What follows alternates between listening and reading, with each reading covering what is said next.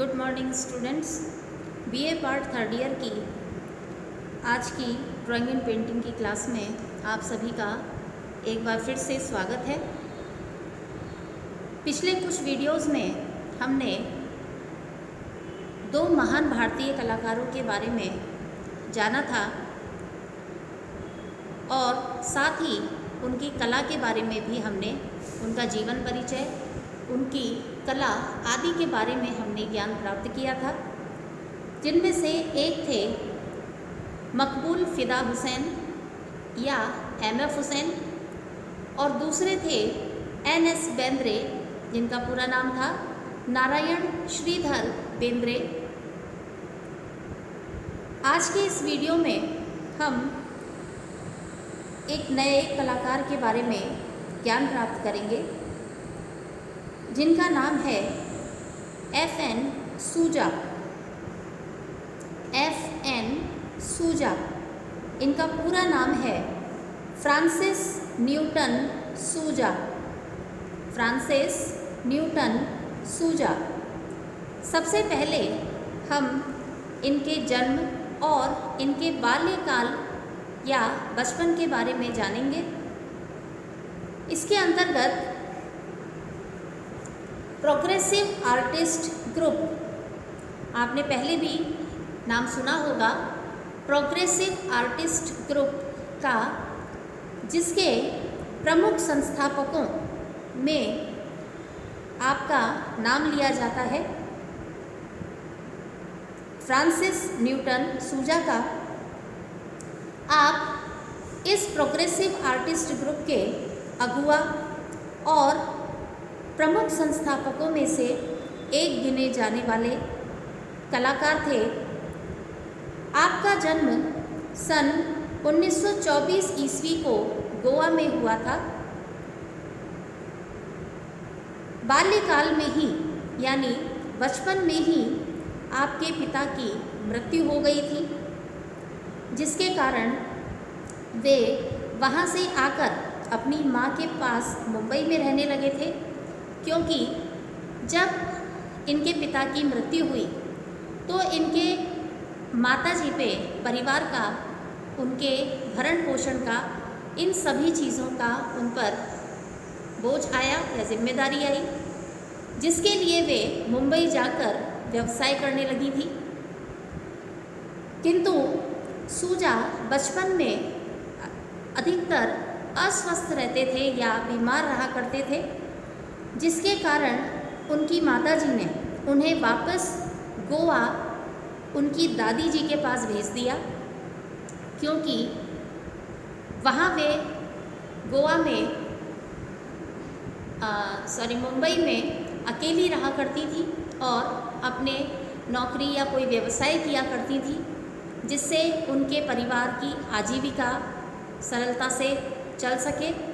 और क्योंकि सूजा बचपन में अधिकतर बीमार रहते थे, इसके कारण उनकी आजीविका में व्यवधान पड़ रहा था, साथ ही वे उनकी देखरेख भी नहीं कर पा रही थी। इसी कारण से उन्होंने, जब ये व्यवधान इस प्रकार का होने लगा, तब उन्होंने वापस सूजा को बचपन में ही अपनी दादी जी के पास भेज दिया और आप वहाँ रहने लगे। इसके बाद आता है इनकी शिक्षा और विरोधी विचारधारा। शिक्षा और विरोधी विचारधारा, क्योंकि सूजा को बचपन से ही चित्रकला में रुचि थी, इसलिए वे सन 1939 ईस्वी में मुंबई आए और यहाँ के sir J school of arts में आपने प्रवेश लिया। Sir J school of arts Mumbai में आपने प्रवेश लिया, जहाँ इन्होंने कला का अध्ययन किया। सूजा प्रारंभ से ही विद्रोही स्वभाव के थे, विद्रोही विचारधारा के थे और साथ ही कम्युनिस्ट भी थे, क्योंकि सूजा के जीवन में अनेकों ऐसी घटनाएं पड़ी थी जिन्होंने उनके मन पर, उनकी मनोदशा पर विपरीत प्रभाव डाला और उन्हें विद्रोही बना दिया था। जैसा कि मैंने अभी बताया कि बचपन से ही उन्हें इन सभी चीज़ों का सामना करना पड़ा। जैसे सर्वप्रथम उनके पिताजी की मृत्यु हो गई, उसके बाद वे अपनी माताजी के साथ आके मुंबई रहने लगे, किंतु वे अधिकतर बीमार रहा करते थे और इसी कारण वे अपने परिवार का भरण पोषण करने के लिए सही से उनकी देखरेख नहीं कर पा रही थी, जिसके कारण उन्होंने सूजा को वापस गोवा उनकी दादी जी के पास उनको भेजना पड़ा। अर्थात बचपन में ही उन्हें अपने माता पिता का संरक्षण और उनका लाड़ प्यार नहीं मिला था, जिसके कारण भी उनके मन पर काफ़ी बुरा प्रभाव पड़ा था कि पिताजी रहे नहीं और माताजी थी उनके पास में रहने लगा, तो उन्होंने भी मुझे अपने पास नहीं रखा और दादी के पास यहाँ भेज दिया। और साथ ही उनके परिवार की निर्धनता भी एक बहुत बड़ा कारण था, जिसके कारण उनके जीवन में काफ़ी संसाधनों का अभाव रहा, जिसके कारण उन्हें काफ़ी संघर्ष करना पड़ा। और एक बहुत ही विशेष कारण भी था कि उनका व्यक्तित्व भी आकर्षक नहीं था, यानी वे खूबसूरत नहीं थे, अन्य बच्चों की तरह या जो साधारण बालक होते हैं उनकी तरह नहीं दिखाई देते थे। उनका व्यक्तित्व अनाकर्षक था और यही कारण था कि उनकी इसी अनाकर्षकता के कारण उन्हें अपने बचपन में स्कूल से 2 बार उन्हें निकाल दिया गया। शायद बचपन में स्कूल में उनकी अनाकर्षकता की वजह से हो सकता है कि उनके सहपाठी उनका मजाक बनाते हों या उन्हें छेड़ते हों, जिसके कारण उनके मन में भी हीन भावना आ गई थी और वे विद्रोही स्वभाव के हो गए थे। इसी कारण उनके रंगों में जो उनके मनोव्यथा पर जो प्रतिक्रिया हुई, इन सभी कारणों के कारण उसी के वजह से उनके रंग, उनकी कला में जो हमें रंग दिखाई देते हैं, जो रेखाएं दिखाई देती हैं, उनमें इन सभी का दर्शन हमें होता है, जिसमें हमें समाज की पीड़ा दिखाई देती है और साथ ही एक प्रकार की घुटन दिखाई देती है, जो कि शायद उनकी मनोदशा या उनकी मनोव्यथा जिसने उन्हें विरोधी या विद्रोही स्वभाव का बना दिया था, वह सब उसमें उनकी कला में हमें दिखाई देता है। इसके बाद आता है प्रभाव, अर्थात कि वे किन किन चीज़ों से या किन किन लोगों से प्रभावित हुए, उनकी कला पर किन किन का या किस चीज़ का या किन लोगों का उनकी कला पर प्रभाव पड़ा। इसमें सूजा को सबसे पहले मैक्सिको के एक सुप्रसिद्ध कलाकार थे जिनका नाम था दीगो रिबेरा। उन्होंने बहुत अधिक प्रभावित किया, यानी जो दीगो रिबेरा थे, जब वे उनसे मिले सूजा से, तब सूजा के ऊपर उनका बहुत अधिक प्रभाव पड़ा था। रिबेरा के चित्रण में निर्माण कौशल और संगठन की जो विधि थी, उसने उन्हें बहुत अधिक प्रभावित किया। और साथ ही एक और कलाकार थे जॉर्ज ओरोज। उनके चमकीले रंगों की जो विविधता थी या उनमें जो वैविध्य था, उसने भी उन्हें बहुत अधिक प्रभावित किया। साथ ही उनके चित्रों पर हमें इन दोनों कलाकारों की जो कला की विशेषताएं हैं, उनकी हमें गहरी छाप सूजा की कला में दिखाई देती है। इसके बाद आप सेजा, गोगा और मातिस, जो कि पाश्चात्य कलाकार हैं, पश्चिमी देशों के कलाकार हैं, उनकी कला से भी उनके ऊपर बहुत अधिक प्रभाव पड़ा। उनकी कला से भी वे काफ़ी प्रभावित हुए। किनकी? सेजा, गोगा और मातिस, इनकी कला से भी वे काफ़ी प्रभावित हुए और उनके प्रभाव का असर हमें उनके 2 चित्रों में स्पष्टतया दिखाई देता है, जिनमें से पहला चित्र है ब्लू लेडी और दूसरा है धूसर भूदृश्य। धूसर भूदृश्य, ये दो चित्र ऐसे हैं जिन पर सेजा, गोगा और मातिस की कला का हमें स्पष्ट प्रभाव दिखाई देता है। इसके बाद जॉर्जेज राउले, ये भी एक कलाकार हैं। जॉर्जेज राउले की कला से आपने प्रेरित होकर गोथिक पद्धति पर क्राइस्ट और बाइबल की जो कथाएं हैं उनसे प्रेरित होकर एक चित्र बनाया जिसका नाम है आदम और ईव का स्वर्ग से बहिष्कार। आदम और ईव का स्वर्ग से बहिष्कार, इन चित्रों का उनसे जॉर्जेज राउले से प्रभावित होकर निर्माण किया। इसके बाद मूर्ति कला में आप यदि मूर्ति कला का पक्ष देखा जाए, अभी तक हम देख रहे थे चित्रकला, और यदि हम उनकी मूर्ति कला के पक्ष की ओर जाएं तो आप खजुराहो की मूर्ति भंगिमाओं से इतने अधिक आकृष्ट हुए थे कि उसकी प्रेरणा से आपने प्रणय नामक एक शीर्षक से ज्यामितिक रूपाकारों को चित्रित किया, जिसकी प्रेरणा उन्हें कहाँ से मिली थी? खजुराहो के जो मूर्ति शिल्प हैं उनसे प्रेरणा पा करके आपने एक चित्र बनाया जिसका नाम था प्रणय।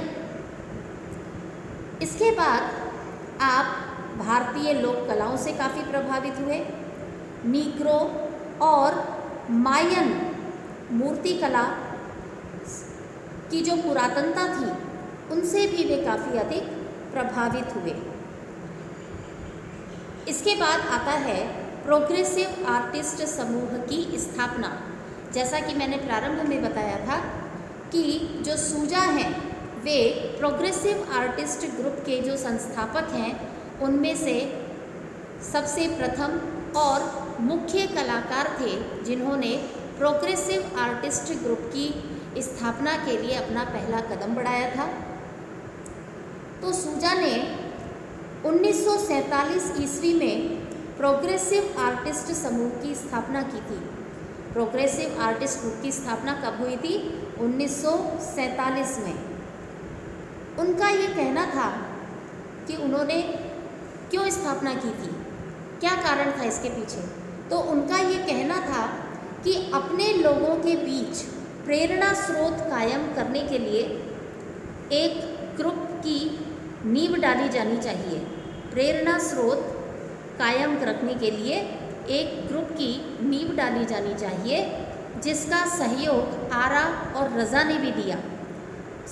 इस कार्य के लिए सूजा का सहयोग, जो दो महान कलाकार थे, आरा और रज़ा, इन्होंने भी इस काम में उनका पूरा सहयोग दिया और इस ग्रुप का नाम रखा गया प्रोग्रेसिव आर्टिस्ट ग्रुप। क्योंकि प्रोग्रेसिव शब्द में आगे जाने या आगे बढ़ने का मंतव्य छुपा होता है, यानी प्रोग्रेसिव शब्द का अर्थ है आगे जाना या आगे बढ़ना। इसलिए यही कारण था कि इस ग्रुप का नाम रखा गया प्रोग्रेसिव आर्टिस्ट ग्रुप। सन 1948 में इसकी पहली समूह प्रदर्शनी हुई, यानी प्रोग्रेसिव आर्टिस्ट ग्रुप की पहली सामूहिक प्रदर्शनी हुई थी 1948 में। सन 1949 में उन्होंने portrait of progressive artist group का चित्रांकन भी किया था, यानी portrait of progressive artist group, यानी इस ग्रुप में जितने भी कलाकार कार्यरत थे उनका एक उन्होंने पोर्ट्रेट तैयार किया था ग्रुप में 1949 में, 1949 में। इसके बाद हम उनकी चित्रण यात्रा का अध्ययन करेंगे। सूजा की चित्रण यात्रा। सूजा को आकृतियों के कलाकार कहा जाता है। यदि हम ये कहें कि आकृतियों का कलाकार किसे कहा जाता है, तो वहाँ पर नाम आता है सूजा का, क्योंकि उनके नारी चित्रों में आकृतियाँ अनेक अनुभूतियाँ लिए हुए हैं।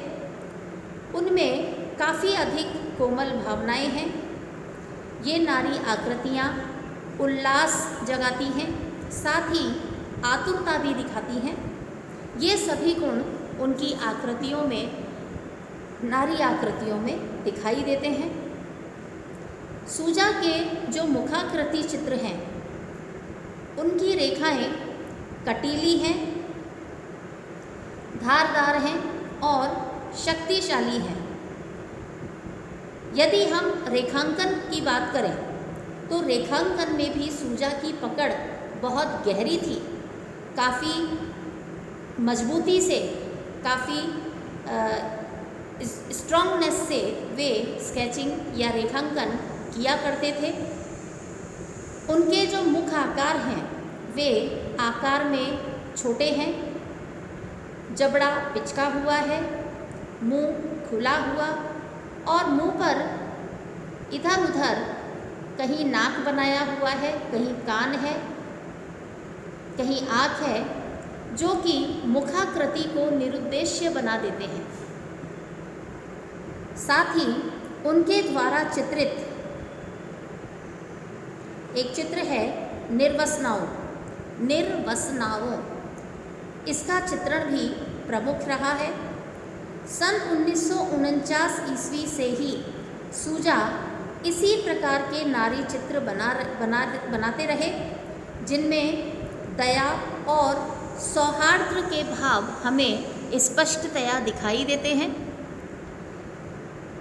सूजा का कहना था कि सारी सभ्यता ही निर्वसन है। यहाँ पर अश्लीलता की कोई सर्वमान्य परिभाषा नहीं है। उनका कहना था कि मैंने शुद्ध कला के समस्त सिद्धांतों को ताक पर रखकर लोभ, दुर्भिक्ष, बलात्कार, युद्ध और मृत्यु को चित्रित किया है। इसी प्रकार के उनके कुछ चित्र हैं जो मैं बता रही हूँ आपको। इनमें से पहला है सूली, नारी और दार्शनिक, महात्मा गांधी और मनुष्य की दशा, सैर को निकला परिवार, हजरत, ईसा, मस्तक, निर्वाण आदि। ये सभी चित्र इसी प्रकार के प्रसिद्ध चित्रों में सूजा के गिने जाते हैं। प्रारंभ से वर्तमान तक मूर्त चित्रों का आप सृजन करते रहे और साथ ही उनका ये कहना था कि अमूर्त कला जैसी कोई चीज़ है ही नहीं। उनका कहना था कि अमूर्त कला जैसी कोई चीज़ है ही नहीं। हर मूर्त रचना में अमूर्त तत्व होते हैं, कला में अमूर्त संभव ही नहीं है। उनके अनुसार क्या था कि अमूर्तता यानी जो हमें दिखाई नहीं देती, ऐसा कुछ भी नहीं है। यानी जो हम देखते हैं, जो मूर्त है, यानी जो हम देखते हैं या जो हमें दिखाई देता है, उसी में से हम अमूर्तता निकालते हैं और उसी में से हमें अमूर्तता दिखाई देती है। वास्तव में अमूर्त कोई चीज़ भी नहीं है। सन 1984 में 1984 में सूजा ने पोर्ट्रेट ऑफ सेनफोई रेडमांड बनाया, जो किसी वैज्ञानिक का हमें चित्र लगता है। केश रहित मस्तिष्क से निकलता हुआ त्रिकोणीय आकार पर सूजा कहते हैं कि सूरज को पचाकर अपनी जिंदगी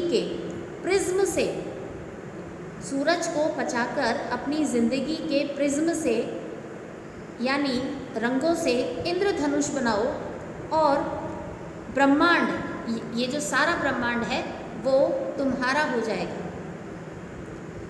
सन 1949 ईस्वी में इसके बाद 1949 में 1949 में सूजा ब्रिटेन चले गए थे। वे समकालीन पश्चिमी कला के कला को महत्वपूर्ण नहीं मानते थे, बल्कि आधुनिक भारतीय कला को वे चुनौतीपूर्ण बताते हैं। इसके बाद उनकी प्रदर्शनियाँ कहाँ कहाँ हुई, तो सूजा ने अपने चित्रों का प्रदर्शन मुंबई, दिल्ली, यूरोप तथा अमेरिका आदि कई देशों में किया, जिसके कारण उनकी ख्याति देश विदेश साथ ही राष्ट्रीयता के साथ साथ अंतर्राष्ट्रीय ख्याति पर भी थी। आज के लिए बस इतना ही। इसके बाद हम अगले कलाकार का अगले वीडियो में ज्ञान प्राप्त करेंगे। तब तक के लिए धन्यवाद।